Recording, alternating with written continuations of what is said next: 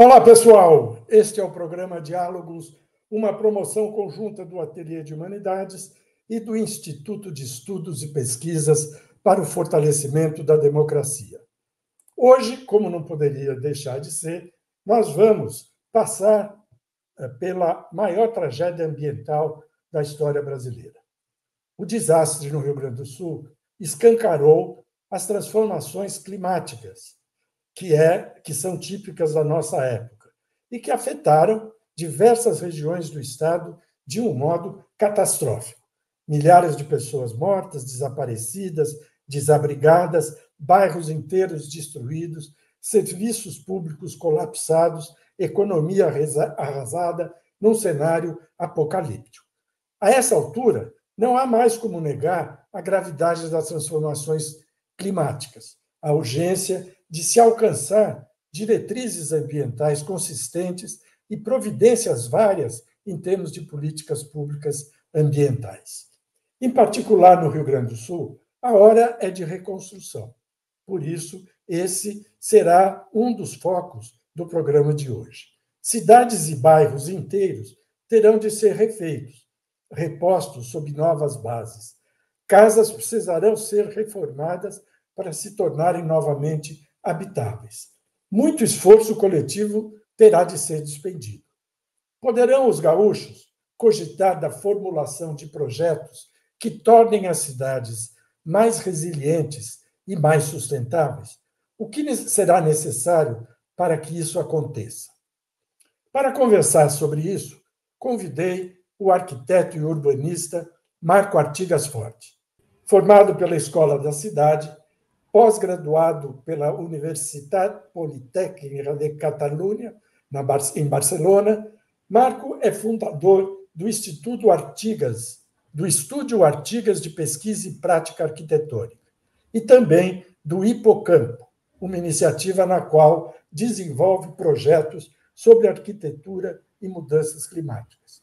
Alguns dos seus projetos foram selecionados para compor o 4º Guia IAB para a Agenda 2030, tendo em vista as 17 metas da ONU para o desenvolvimento sustentável.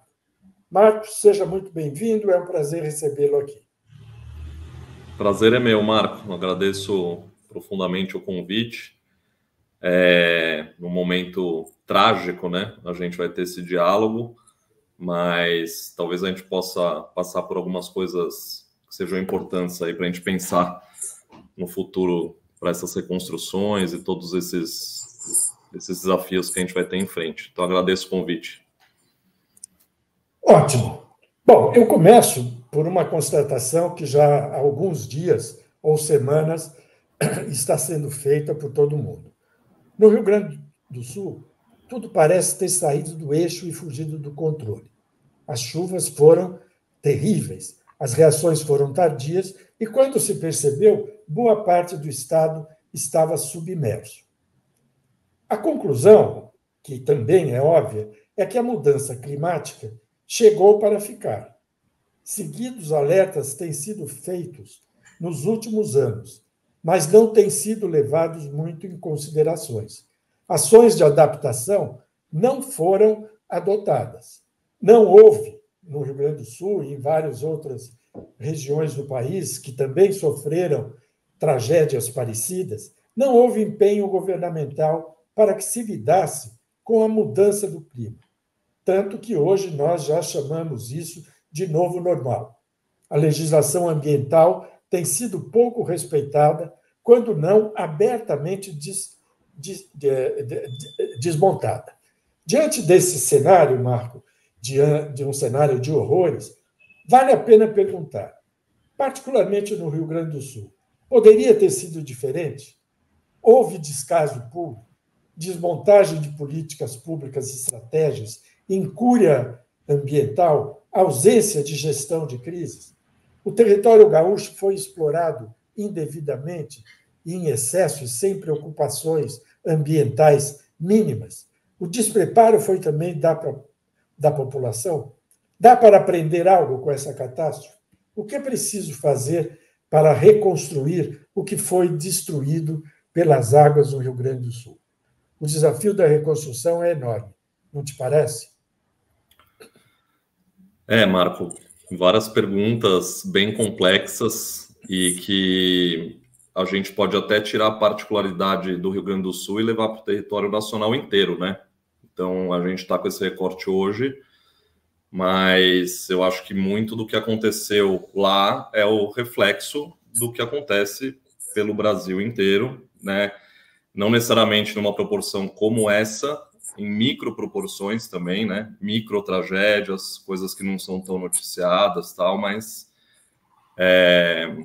enfim, é um cenário bem complexo mesmo. Eu costumo até falar que é uma tragédia anunciada, né? Para não dizer planejada, planejada no sentido de descaso, né?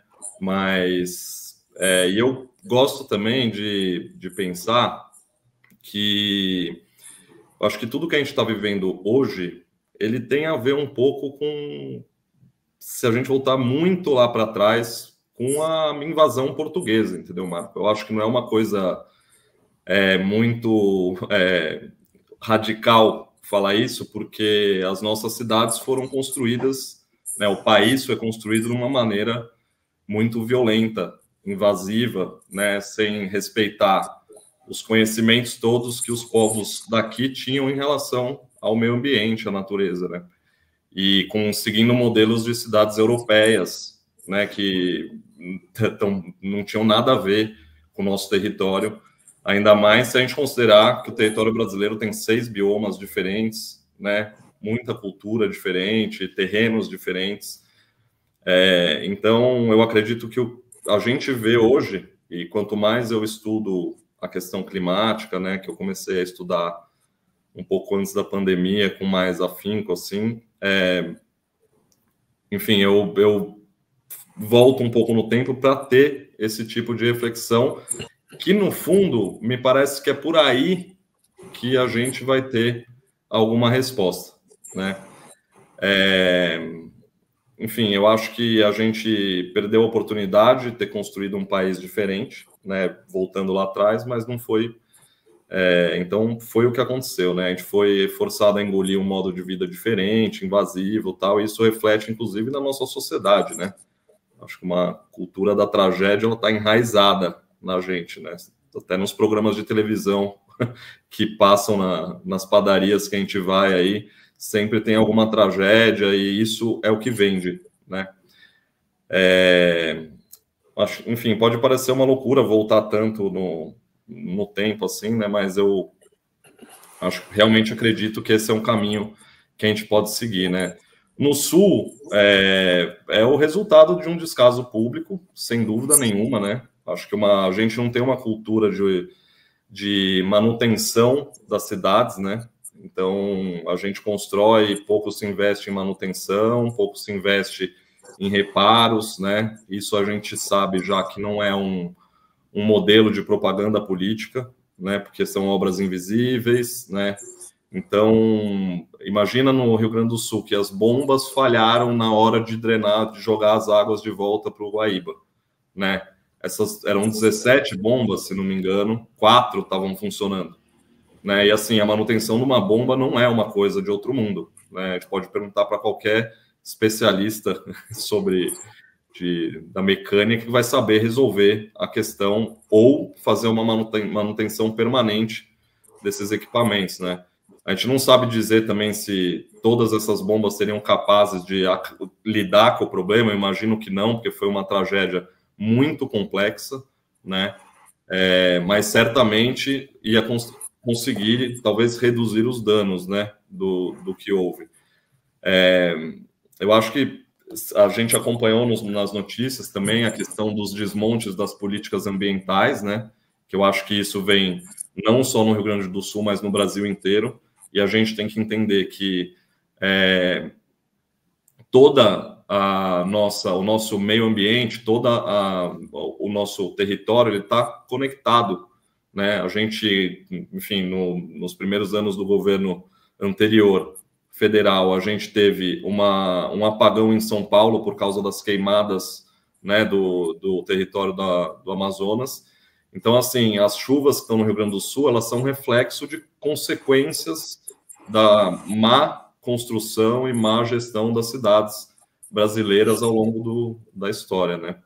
Então, enfim, eu não sou expert em meteorologia, né? Mas a gente lê um pouco, se informa e a gente sabe que teve uma barreira de calor aqui em São Paulo, né? Que impediu que a massa de ar, as chuvas viessem para cá. Então, é todo esse contexto que a gente tem que analisar, eu acredito, né, Marco? Olha, eu achei muito interessante essa tua retomada da história, ainda que possa parecer um pouco exagerada, um retorno ao início da colonização, eu acho que ele não é descabido, né? Eu acho que tem tudo isso. O próprio desenho das nossas cidades não é um desenho propriamente amigo do meio ambiente, da natureza brasileira, né? Então, isso vem lá de trás mesmo. Agora, como em todo o mundo, isso acontece não de modo lento, gradual e seguro, mas aos saltos, né? E nós tivemos, com a industrialização, um salto, como no mundo todo, né? Um salto muito grande, porque a industrialização capitalista, do modo como ela se instalou e se disseminou no mundo, é movida a combustível fóssil, né? Basicamente. E isso é um produtor de gases que são extremamente agressivos com a natureza.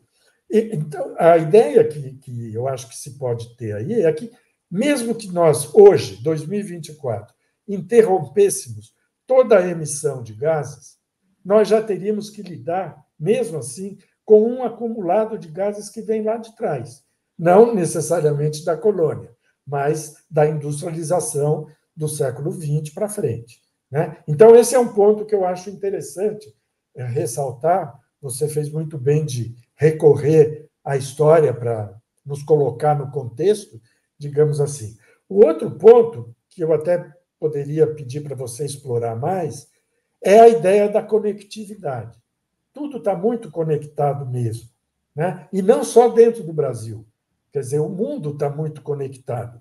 E acidentes ambientais que ocorrem em regiões distantes do Brasil produzem efeitos que chegam de modo trágico até nós, né? Quer dizer, aquela ideia de que uma borboleta que bate asas no Pacífico provoca terremotos ou tsunamis em outros lugares, né? Quer dizer, que é uma metáfora que serve para a gente entender como a tragédia ambiental ela não é brasileira, é uma tragédia ambiental global, né? Que exige providências de um concerto de nações, de uma articulação de Estados, que até hoje não tem sido feito de modo eficaz, embora muitas tentativas estejam sendo feitas, né? Nós temos várias cartas, a ONU é um agente que procura se preocupar com isso, as COPs e assim por diante. É um problema complicado, né? Esse da mudança climática. É um problema bem complicado, né? Isso que você falou da conectividade, eu acho que a gente está muito conectado, né? Nas redes, tal, né? E isso a ultraconexão também gera consequências muito grandes, né? Porque a gente usa energia para fazer tudo isso e a gente sabe de onde vêm as energias, né? Então, o que facilita também vai destruindo aos poucos, né? Eu acho essa coisa da conectividade, essa conexão, eu acho muito bonito enxergar isso, Marco, e eu vou ser bem sincero com você, porque há vários anos atrás, a minha formação como arquiteto e urbanista era uma formação pautada na arquitetura europeia e norte-americana, né? Acho que tem pouca referência da arquitetura vernacular, arquitetura ancestral brasileira, né? A gente não estuda dos povos latino-americanos, tal. E isso, quando você começa a entender um pouco a origem das cidades, a origem de tudo, a origem desses problemas, é difícil porque é uma desconstrução de um pensamento muito enraizado na gente, né? a nossa literatura, né, o nosso repertório projetual, as decisões de projeto, né? Então, isso é uma mudança que é muito difícil de passar, né? Tem que ter muita coragem, né? Tem que ter muita força de vontade, né? Até porque o Brasil e a América Latina, principalmente a Amazônia brasileira, que a gente sabe que foi uma floresta que foi manejada, né, pelos povos originários aqui, tem muita relação com a espiritualidade, né, tem muita relação com tem muita relação com a natureza em si, de enxergar a natureza como um ser igual a gente, né? Isso é um nível de abstração que, para quem teve uma formação como a minha, talvez como a nossa, né, estendendo, é difícil de entender, né? Eu sou ateu, e para eu entender que um indígena guarani precisa pedir permissão para construir a sua própria casa, é muito difícil, né? Só que quando você vê que a forma que eles construíam a própria casa era uma forma que, pelo fato deles serem nômades, a casa dali, quando começava a se desfazer, porque era feita de barro, eles mudavam e a casa virava território, natureza, de novo, né? Então, eu acho que é um exercício que é uma abstração e é quase uma transformação na forma da gente raciocinar, entendeu? Da gente pensar e da gente, inclusive, tentar fazer alguma coisa que mude a nossa prática, né? Eu acho que na apresentação que você fez, minha, que eu te passei a mini bio, aí essa semana, que foi sobre o Estúdio Artigas e o Hipocampo, eles são quase contraditórios, entendeu, Marco? Porque o Estúdio Artigas faz uma arquitetura que vem dessa minha formação, né, que eu comentei, e o Hipocampo é quase uma tentativa de sair dessa e tentar construir um novo caminho, que é o que eu acredito até como o sistema capitalista possa mudar, né, com o tempo. Ele não vai ter os combustíveis fósseis, não existe uma transição abrupta, que nem você falou, amanhã acabou, não acabou, entendeu? Não vai acabar. A gente vai ter que fazer uma transição. E como que é essa transição? A gente sabe que a gente não tem muito tempo para fazer, né? Eu acho que o tempo político ele é muito complexo, né? É um tempo que demora, né? Imagina que um projeto de lei, daí muda, daí faz uma revisão da Constituição. É uma coisa que sabe, 4, 15 anos de mudança. A gente não tem esse tempo, né? Então, isso é o que mais me preocupa, porque quando você faz a primeira pergunta sobre o que a gente pode fazer, voltando um pouco para a tragédia do Rio Grande do Sul, assim, a gente tem que ter políticos que tenham força, vontade política para fazer mudar, entendeu? E é uma mudança enraizada, cultural. É cultural, entendeu? É isso que me preocupa mais. Porque, por mais que a gente tome consciência, escolha representantes, né, dentro do Congresso que estejam mais voltados para a pauta ambiental e mais ligados em tudo isso, nossa, mas é uma mudança complexa, né? Então, assim, a sociedade civil ela tem que se organizar e tem que começar a agir de uma maneira meio quase uma guerrilha, entendeu? Porque senão não dá certo, não vai dar certo, do meu ponto de vista. Não, e a gente teria que considerar não só esse ponto, que talvez seja o decisivo, seja da intervenção política, da pressão coletiva, né? Mas a gente tem que considerar também, Marco, que essas mudanças de adaptação à crise climática, ela implica uma mudança no comportamento das pessoas, né? No modo de vida, no modo como as pessoas consomem, interagem, como organizam suas casas, suas cidades, sua alimentação. Ou seja, uma pauta gigantesca que vai quase que colide com a questão de dizer que não é razoável que nós continuemos a viver do mesmo modo quando tudo ao nosso redor está meio que de pernas para o ar, sobretudo na questão ambiental, né? Ou seja, modificar comportamentos, cultura, ideologias, práticas que muitas vezes são de longa duração é muito complicado. E para aumentar a resiliência, porque, no fundo, em boa parte é disso que se trata, é preciso mobilizar muita grana, bilhões de reais, muita inteligência técnica, muita determinação política, que são coisas que, particularmente no Brasil, estão em falta. Nós não temos bilhões de reais para jogar na resiliência ambiental. Não temos uma inteligência técnica que você acione simplesmente com um comando do Estado. E falta determinação política. Né? Só de pensar, por exemplo, que o certo será deslocar milhões de pessoas de áreas de risco, de encostas, de áreas ciliares dos rios, a gente fica desanimado, né? Porque a tarefa é tão grande que a pergunta que eu me faço e que eu passo para você é se nós temos condições de vencê-la.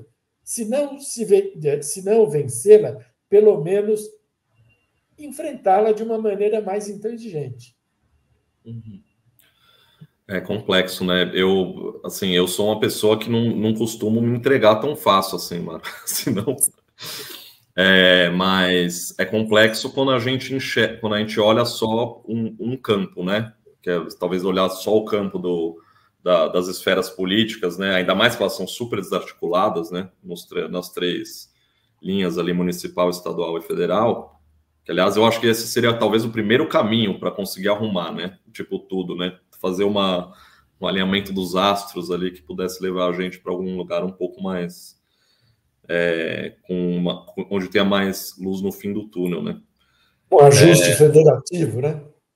Exatamente. Eu acho que isso é um programa urgente, né? Porque a gente tá vendo que no Rio Grande do Sul é isso, né? Daí começa briga partidária, entendeu? Daí você fala, gente, tem gente morando na rua, em abrigo, sem casa, perdeu tudo, né? Então, é complexo mesmo, né? Mas a sua pergunta foi por onde, Marco? Agora eu me perdi. Não, na verdade não é uma pergunta. Um comentário, diante desse desafio gigantesco, nós temos como vencer? Temos como enfrentá-lo de uma maneira razoável? Né? Porque, assim, nós não temos uma população que tenha o hábito de se mobilizar e de fiscalizar os poderes públicos.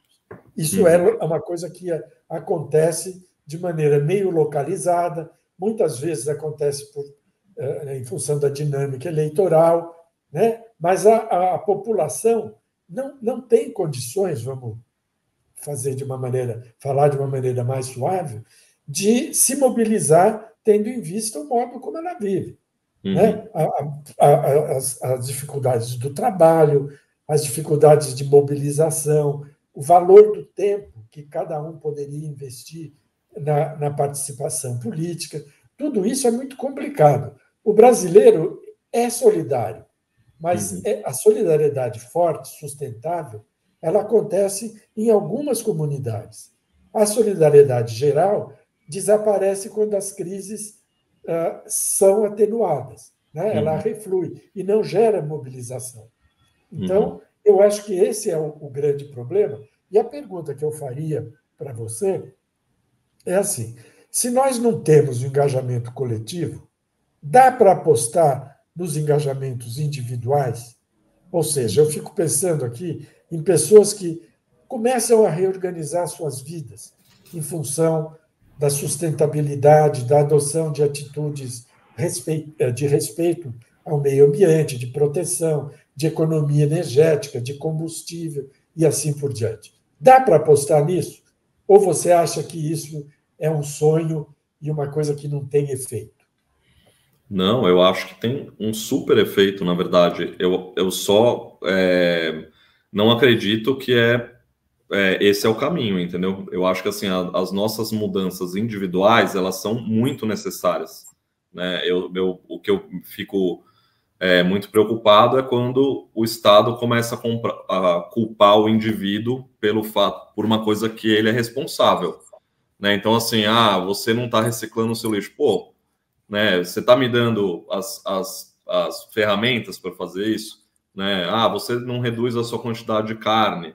Mas na escola vocês estão colocando as merendas vegetarianas, né? Então acho que tem uma coisa que é o Estado que tem que organizar, é o meu ponto de vista, tá? Enfim, que é numa escala que não é na escala do indivíduo. A gente, como indivíduo, faz muita coisa, né? Então, assim, tem gente que não tem carro, tem gente que não tem carro, tem gente que faz um grupo que faz composteira coletiva nos bairros, né? Tem muita gente fazendo muita coisa, né? A questão é a gente enxergar isso como uma política pública, transformar essas pequenas ações em políticas públicas, né? Aí sim eu acredito que vá para uma escala de transformação social, né? Na questão das cidades em si, dessas questões, né, que você falou assim, mas aí vão ter bairros inteiros. Assim, eu acredito piamente que dá para fazer, dá para desocupar, dá para organizar, entendeu? Mas é uma costura de ações, é uma costura entre todas as secretarias, todos os ministérios, porque senão não funciona, né? Eu vou dar um exemplo mais prático, talvez.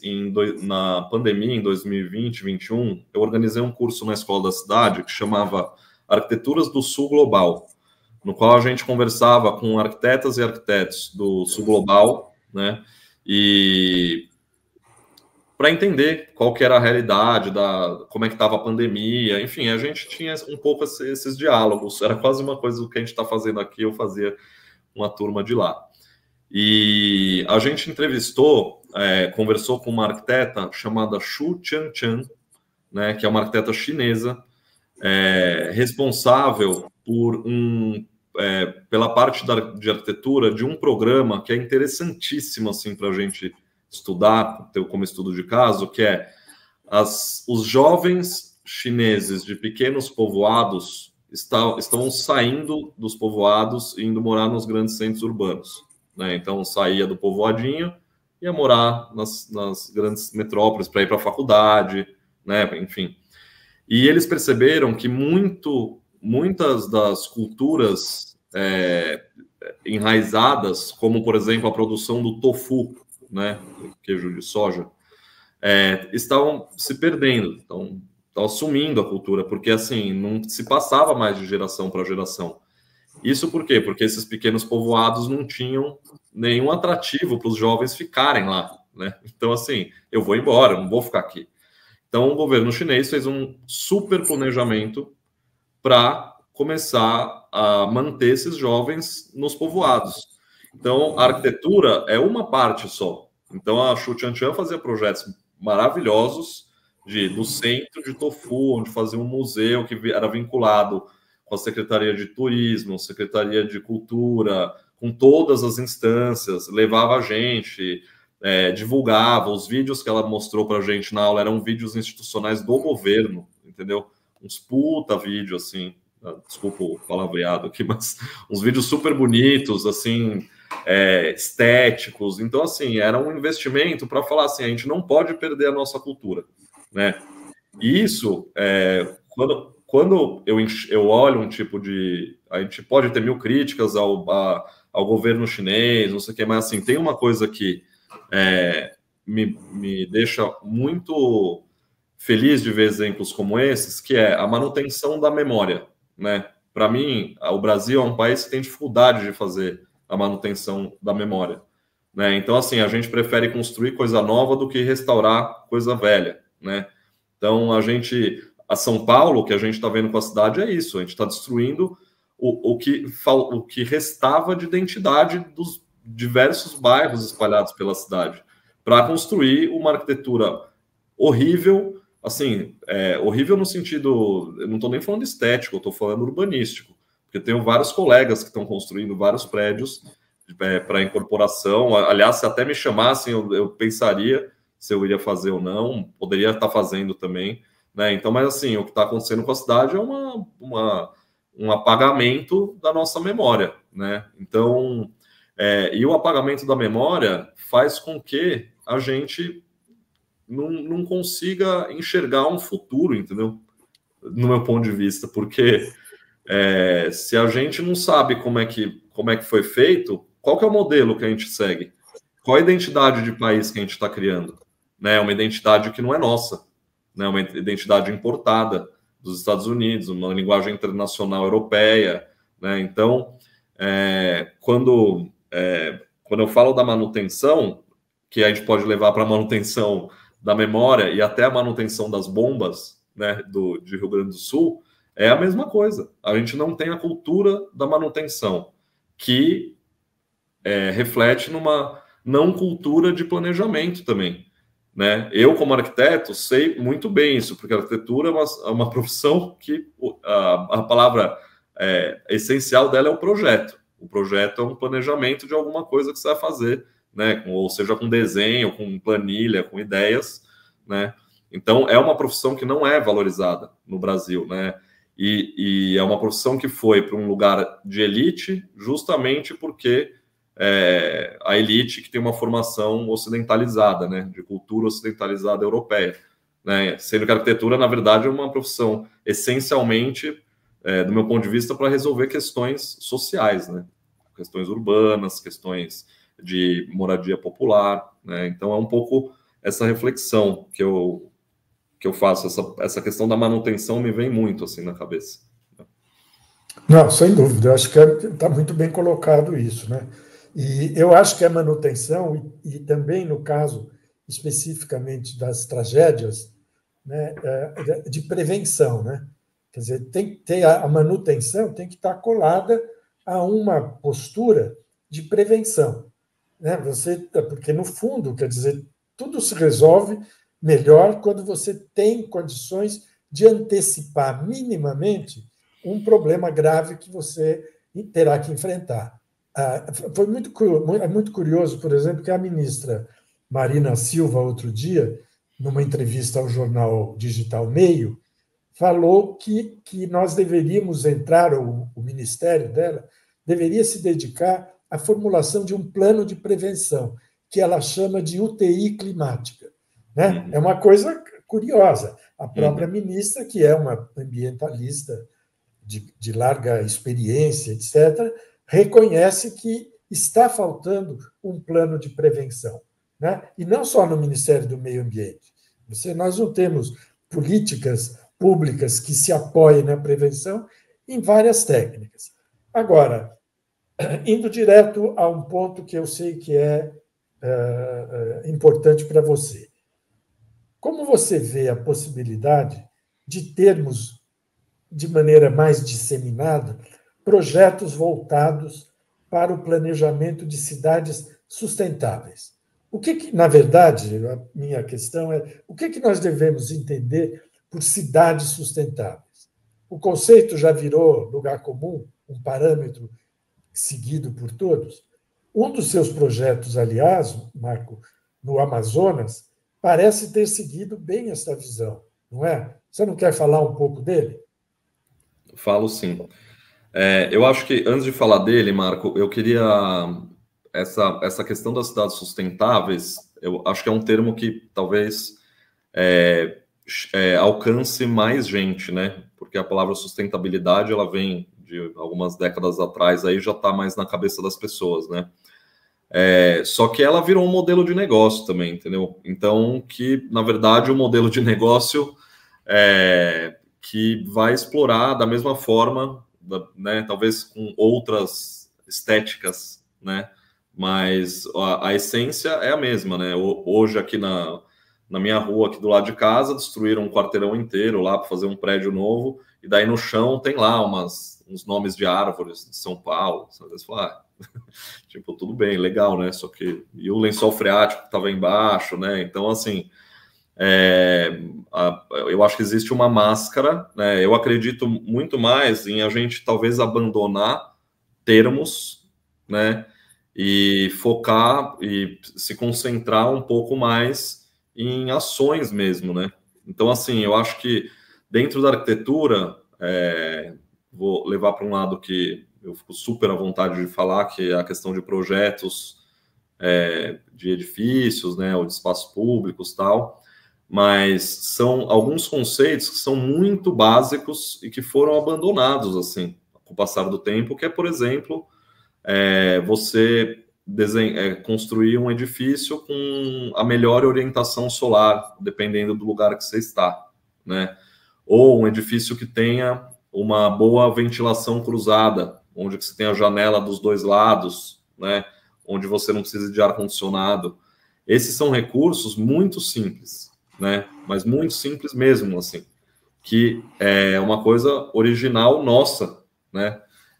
A gente tem grandes exemplos, inclusive na arquitetura, na nossa época áurea aqui da arquitetura, que é conhecida mundialmente, que é a arquitetura moderna. Por exemplo, o Lelé, o arquiteto João Filgueiras Lima, construindo hospitais incríveis, né? Da rede Sara Kubitschek, que é dedicada ao aparelho locomotor, tal, que são hospitais que nem tem cara de hospital, né? Porque era todo um conceito de o tratamento da pessoa que tem mobilidade reduzida ou alguma coisa assim, é um tratamento longo.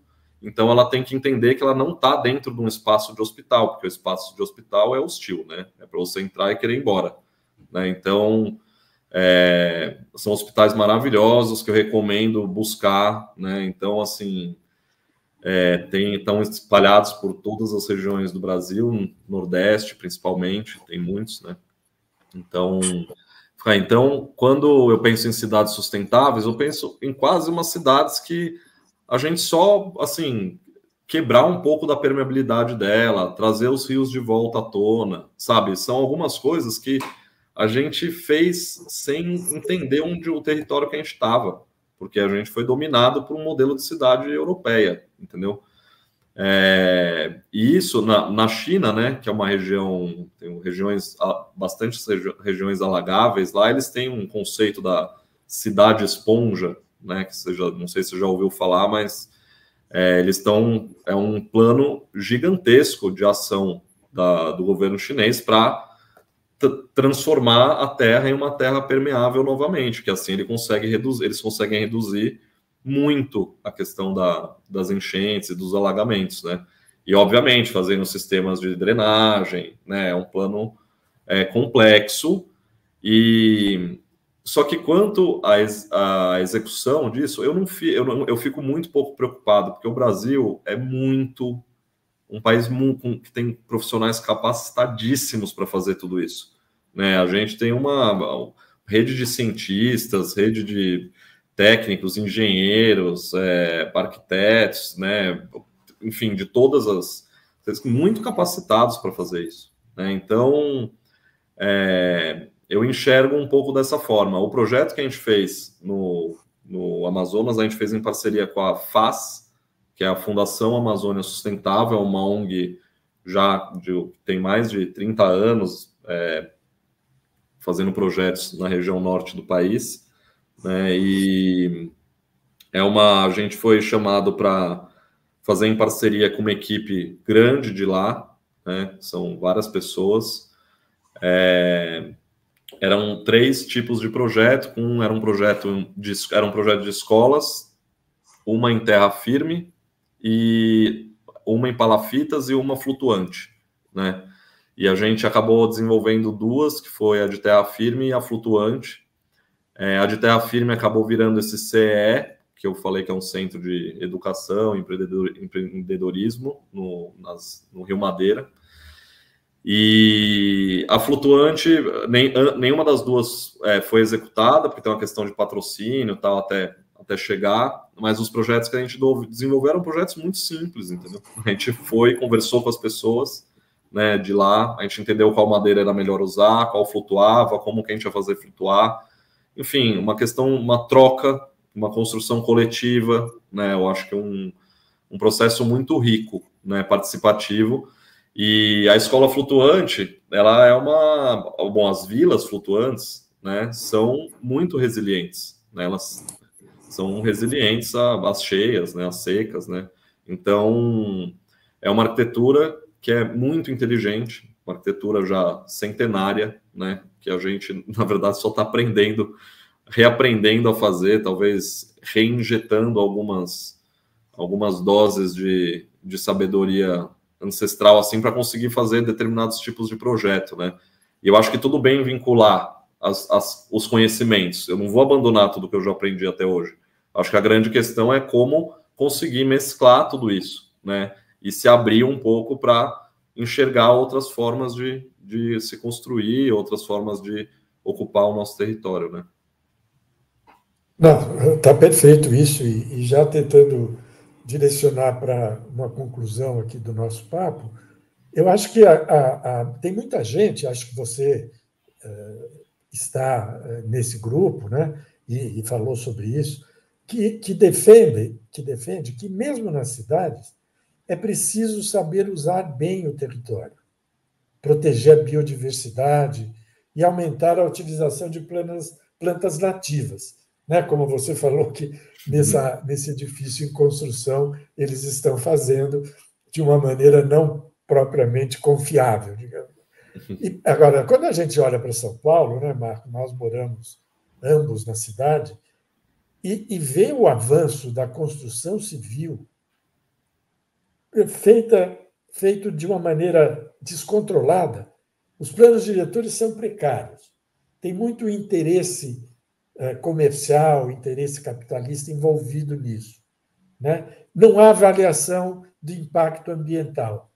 Né? Para não falar da natureza, quer dizer, o impacto ambiental também é o aumento do tráfego de veículos.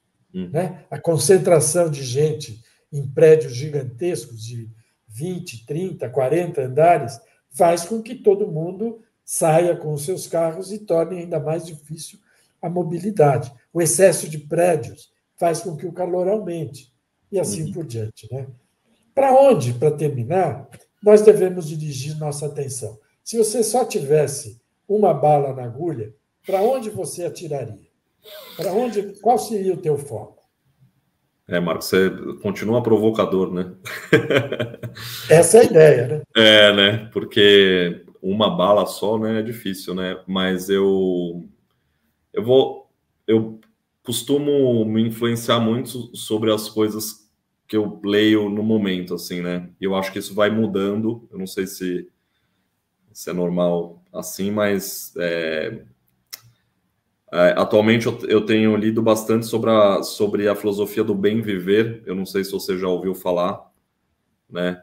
E assim, como uma leitura complementar a várias outras coisas que eu tenho lido, né? Mas é engraçado porque eu até me sinto tipo meio bicho grilo, assim, falando, sabe, dessas coisas, mas no final das contas é um baita de um preconceito pensar desse jeito, entendeu? E porque quando você enxerga um pouco a filosofia do bem viver, né?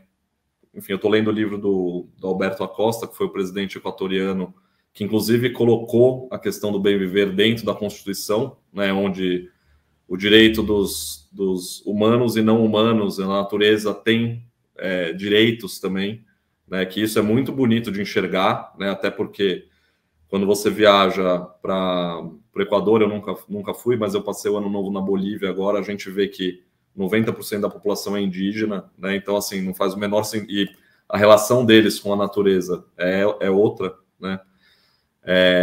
Não faz o menor sentido não estar presente na Constituição, né? Aqui a gente dizimou, né, a maior parte dos indígenas. Eu acho que, no momento, a minha saída seria conseguir ler um pouco e entender, retomar um pouco a nossa relação com a natureza, tentar ressignificar ela, né? E pode ser a nossa natureza urbana, inclusive, né? Não necessariamente a natureza romântica de você estar no meio da floresta, né? Mas o que a gente enxerga aqui na cidade? Como que a gente pode construir a cidade por esse caminho, né? Afinal de contas, né? São Paulo é uma cidade que tem aí 13 milhões de pessoas, né? Já tem muita coisa consolidada.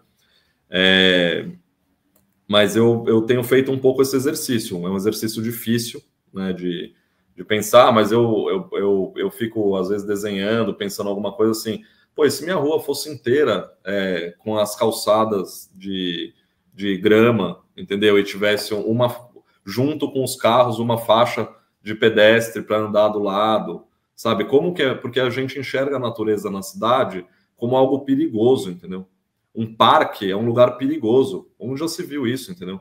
Todos os parques são gradeados, porque à noite é um lugar perigoso, sabe? Então, a nossa visão da natureza ela é completamente deturpada na cidade, né? Então, a gente tem as histórias, o maníaco do parque, a gente lembra, entendeu? É isso, é sempre vinculado com algum ambiente onde, na verdade, é o ambiente que mais era para nos trazer segurança, né? É o ambiente que nos dá tudo, nos dá comida, nos dá o oxigênio que a gente respira, as chuvas todas, né? Então, eu transformaria um pouco essa nossa relação com os parques, com as praças, e isso é um investimento que tem que vir na educação, entendeu? É uma coisa das escolas infantis, né? De você ter um acesso e um tipo de formação que talvez seja muito legal você ser um funcionário público que cuide das praças, entendeu?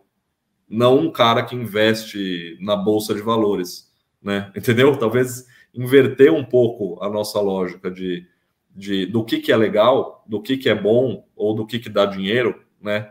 Tipo, pagar mais essas pessoas, né? Acho que talvez só se invertesse um pouco a lógica, né, já funcionaria, né? Então, concursos públicos, começar a valorizar um pouco isso, né? Eu estava, antes da nossa conversa, eu estava assistindo que aliás estava assistindo uma palestra com o Eduardo Góes Neves, que é um arqueólogo da USP, que ele é professor, ele é professor da arqueologia, mas diretor do MAI, do Museu de Arqueologia e Etimologia de São Paulo, né? E ele estava falando exatamente isso, né? Ele fala assim, antes a arqueologia tinha uma visão super ocidentalizada, né? Daquela coisa, Roma, né? Da gente descobrindo todas as coisas. E hoje em dia a pesquisa dele é de uma arqueologia amazônica, né? Que as cidades amazônicas, que assim a gente nem sabe se dá para chamar de cidade, porque é um outro conceito que está surgindo, elas eram construídas, eram manejadas, né? Uns canais, morros de terra, né? Que estão lá, e é uma forma de enxergar a arqueologia também. E esse tipo de conhecimento fez com que começassem a surgir diversos estudiosos de arqueologia indígenas, quilombolas, né?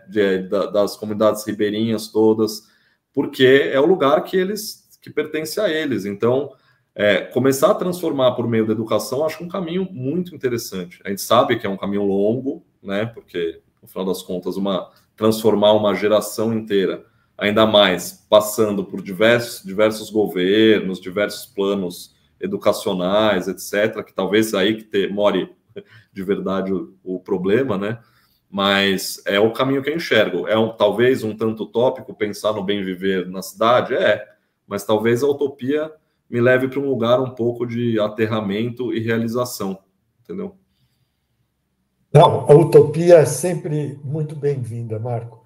Eu acho que nós temos que pensar, mesmo que seja contra a corrente, sabe? Porque é por aí que vai nascer algum futuro melhor do que o que está sendo previsto e antevisto por nós todos, né? Quer dizer, nós estamos hoje quase que sem um futuro claro pela frente.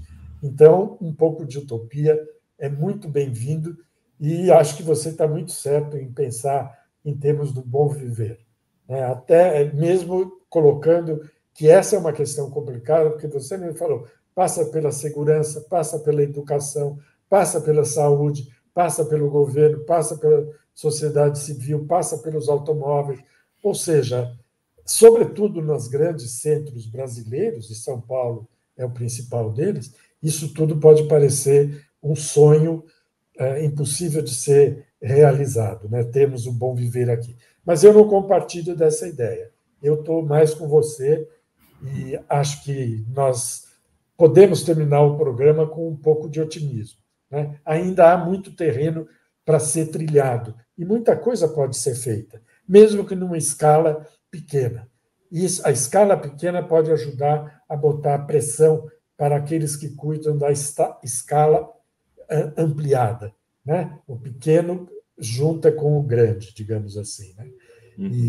Então, Marco, eu só posso te agradecer, viu, por esse papo.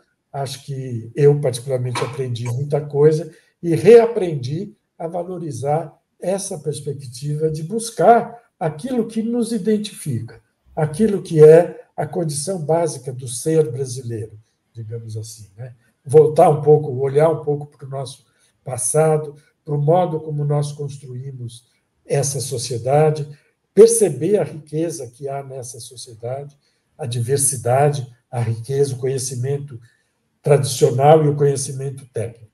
Muito obrigado, viu, Marco, pelo papo. Você será sempre muito bem-vindo aqui. Eu que agradeço, Marco. Foi um prazer.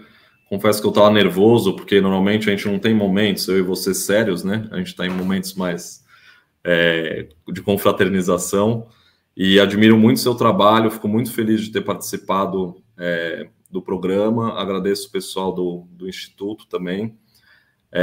Eu fico com as portas abertas também do Hipocampo, meu e-mail, qualquer coisa para a gente conversar, porque eu continuo acreditando que toda essa transformação ela é muito mais coletiva, né, do que individual, né? Então, as trocas são sempre muito bem-vindas, né? Eu tenho um curso livre na Escola da Cidade, que vocês podem procurar depois, que é a Arquitetura Paulistana, que a gente está falando um pouco sobre essa pauta também, né? Então, bom, agradeço, os canais estão abertos e obrigado pelo convite.